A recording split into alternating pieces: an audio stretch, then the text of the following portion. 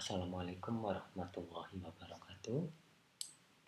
Berjumpa lagi dengan saya dalam mata kuliah penginderaan jauh di program studi ilmu kelautan.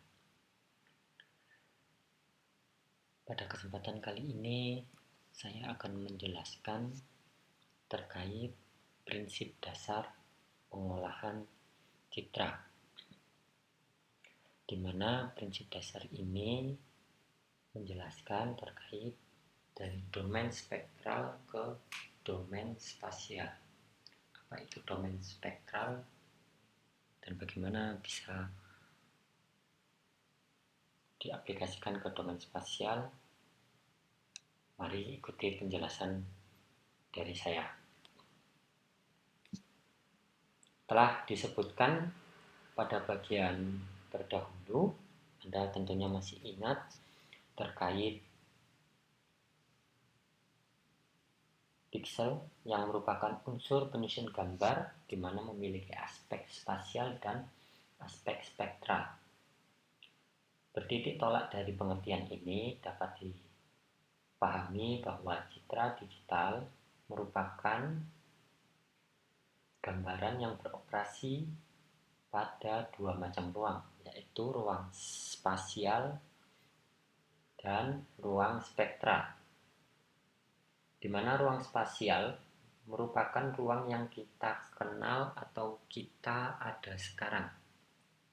Dalam kehidupan sehari-hari, model ini berupa sistem koordinat Kartesius, yaitu yang berdasarkan sumbu X, Y, dan Z.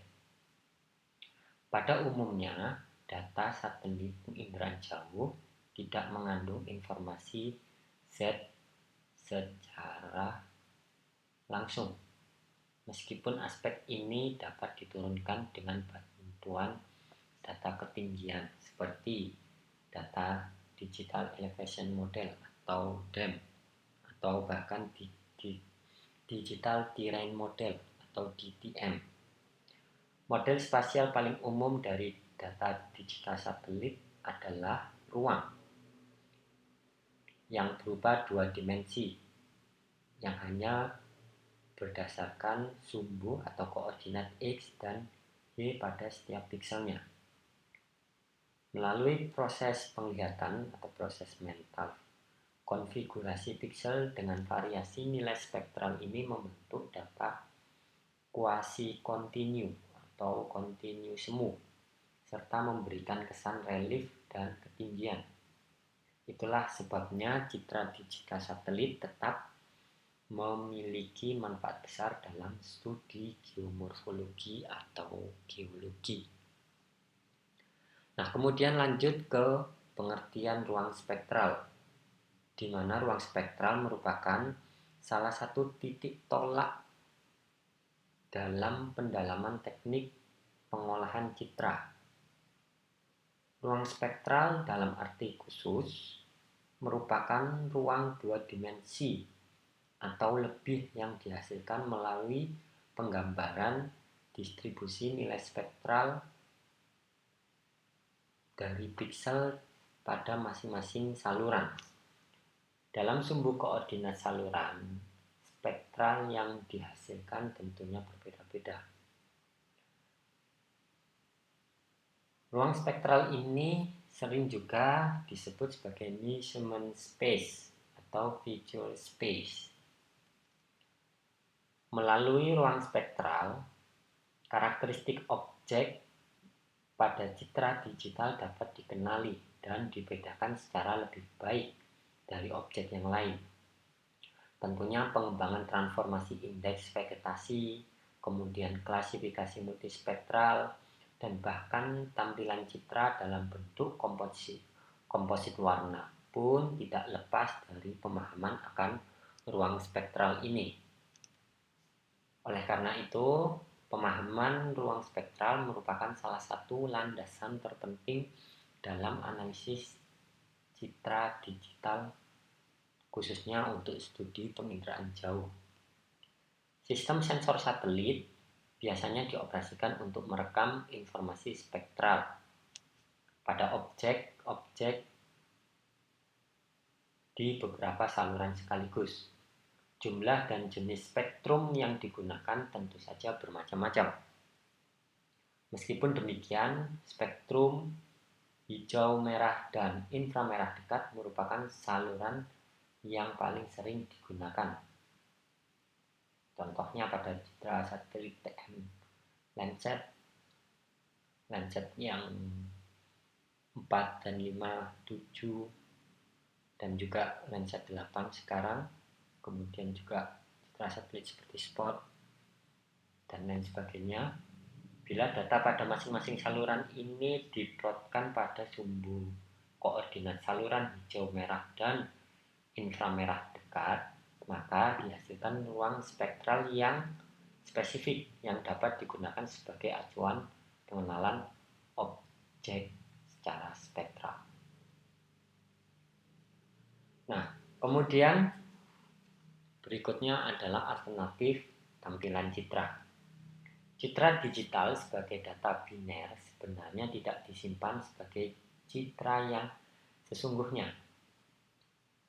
Jadi maksudnya Anda bisa melihat di video saya sebelumnya bahwa citra digital meskipun tersimpan dalam berbagai format tidaklah menggambarkan ruang dalam arti yang sebenarnya. Informasi yang jelas ada dalam data digital ini hanyalah angka dengan kisaran yang pada umumnya 0 sampai 255. Bila angka ini dipandang sebagai nilai respon spektral yang tercatat oleh sensor, maka kita dapat mengatakan bahwa data digital ini tersimpan dalam domain spektral. Kemudian mungkin ada pertanyaan bagaimana data digital ini dapat tampil atau dapat kita lihat pada layar monitor atau dicetak sebagai citra pada kertas atau mungkin kertas foto atau film dan lain sebagainya. Maka di sini adalah tugas program pengolah citra tersebut, image tersebut, dalam hal mengendalikan perangkat keras, terutama kartu grafis dan layar monitor untuk mengubah data dalam domain spektral menjadi data dalam domain spasial. Jadi kartu grafis dan monitor ini memiliki peran penting. Oleh karena itu saya sarankan ketika mengolah data penginderaan jauh, Anda yang pertama adalah kartu grafis yang harus Anda lihat, apa yang Anda gunakan. Kemudian byte demi byte dalam citra digital tersebut yang terbaca akan ditempatkan pada layar monitor secara berurutan menempati sel-sel fosfor pada layar monitor. Dengan demikian, citra dengan resolusi spasial yang sama, misalnya 30 meter, kemungkinan akan ditampilkan dengan tingkat kehalusan yang berbeda bila ukuran sel-sel gambar pada layar, resolusi layarnya berbeda.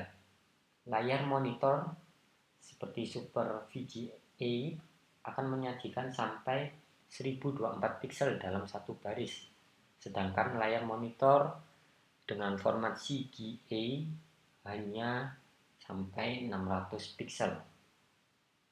Oleh karena itu, setiap kartu grafis atau graphic card telah menyediakan kemungkinan warna yang dapat disajikan pada layar. Tugas program pengolah citra antara lain adalah mengendalikan kartu grafis tersebut. Ini untuk memberi warna pada setiap piksel. Bila kartu grafisnya mempunyai kemampuan menyajikan warna sebanyak 256, maka setiap nilai pada julat 0 sampai 255 dapat diwarnai dengan hitam sampai putih secara gradual, di mana 0 adalah hitam pekat dan 255 adalah putih cerah. Nah, di lain pihak, Tiap piksel dapat pula diwarnai dengan cara yang berbeda sesuai dengan kebutuhan usernya. Biasanya paket pengolah citra telah menyediakan alternatif kombinasi warna tampilan di samping program pemberian warna yang bersifat interaktif. Teknik ini disebut dengan lookup tabel atau LUT. Jadi LUT ini untuk memahami gradasi keabuan dan warna-warna lainnya. Tentunya hampir semua paket pengolah citra atau perangkat lunak citra selalu menggunakan asumsi bahwa memasukkan citra memiliki 256 tingkat keabuan. Bila nilai kecerahan ini kita sebut dengan BV, brightness value, maka dalam program selalu dinyatakan bahwa BV input berkisar dari 0 sampai 255. Kemudian citra komposit warna, dari semua teknik tampilan citra yang ada merupakan teknik tampilan citra tunggal. Dalam penginderaan jauh dikenal citra komposit yang merupakan paduan dari citra beberapa saluran. Penyusunan citra komposit dimaksudkan untuk memperoleh gambaran dari hasil paduan beberapa saluran tersebut.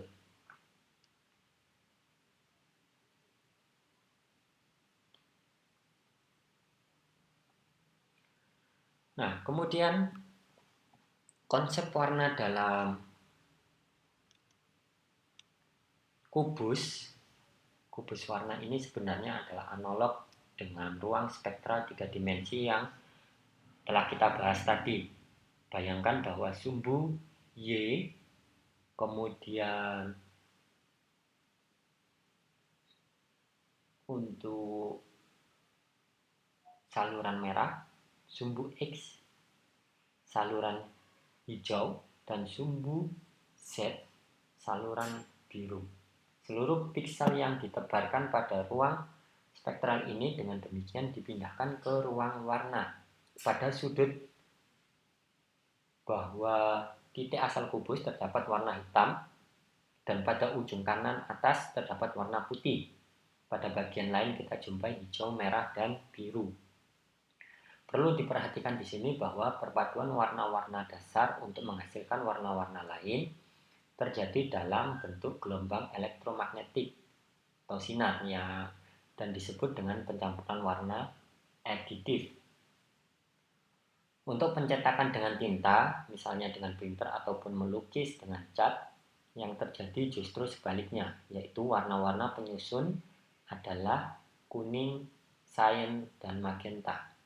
Pencampuran warna ketiganya akan menghasilkan warna dasar merah, hijau, dan biru yang prosesnya disebut sebagai pencampuran warna subtraktif. Bila setiap saluran di mana yang aslinya merupakan citra grayscale diberi warna tertentu, maka paduan ketiganya adalah citra komposit. Nah, kemudian objek yang mempunyai nilai spektral tinggi, misalnya vegetasi, namun rendah pada saluran biru dan hijau akan tampak merah karena hampir tidak ada sumbangan warna lain. Sebaliknya, air tampak berwarna biru gelap sampai warna cyan cerah karena sumbangan nilai spektral utama berasal dari saluran biru dan hijau, kombinasi pantulan vegetasi dan air. Jadi, itu merupakan komposit warna dalam penginderaan jauh. Jadi komposit warna ini seperti yang saya sudah jelaskan di tabel kubus warna tadi bertujuan untuk bagaimana warna itu bisa terjadi. Kemudian citra komposit standar merupakan paduan 3 saluran dengan rujukan foto udara inframerah dekat. Artinya, warna merah yang dihasilkan menunjukkan adanya vegetasi, warna biru gelap sampai agak cerah menunjukkan adanya tubuh air, dan seterusnya. Jadi, begitulah penjelasan dari saya terkait pengolahan citra dari domain spektral ke domain spasial. Jadi memang banyak hal tidak bisa kita lepaskan dari komponen-komponen yang mendukung dalam analisa objek ataupun fenomena dalam studi penginderaan jauh, terutama terkait pengolahan data menggunakan citra satelit. Jadi banyak hal yang harus kita kaji. Jadi dari saya kurang lebihnya mungkin seperti yang telah saya tampilkan. Tambahan sedikit bahwa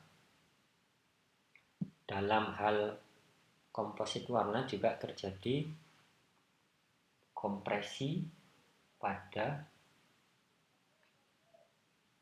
tampilannya. Jadi kompresi sebenarnya adalah suatu proses kebalikan dari perentangan kontras.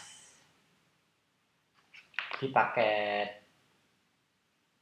citra seperti menggunakan komputer berarsitektur reduced instruction set computing dalam 32 bit adalah contoh program yang memanfaatkan teknik kompresi bit seperti ini. Teknik lain yang masih juga merupakan kompresi citra adalah penyusunan fungsi matematis ketiga saluran dalam hal menghasilkan citra baru seperti citra komposit. Melalui fungsi matematis ini, kemampuan layar yang hanya 8 bit tidak perlu dipaksa untuk berfungsi maksimal.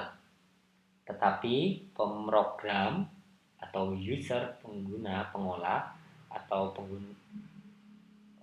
user seperti Anda dapat mengatur keluaran nilai piksel maksimum yang baru. Sebagai contoh, 3 saluran 1, 2, dan 3 yang masing-masing memiliki julat 0 sampai 255 akan dipadukan menjadi citra komposit sama atau citra komposit warna.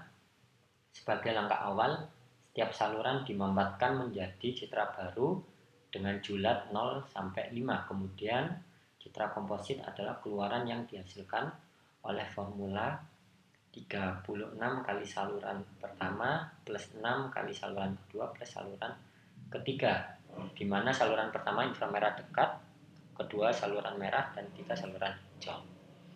Demikian penjelasan dari saya. Kurang lebihnya mohon maaf. Kita bertemu lagi di perkuliahan saya yang lainnya. Terima kasih atas perhatiannya. Assalamualaikum warahmatullahi wabarakatuh.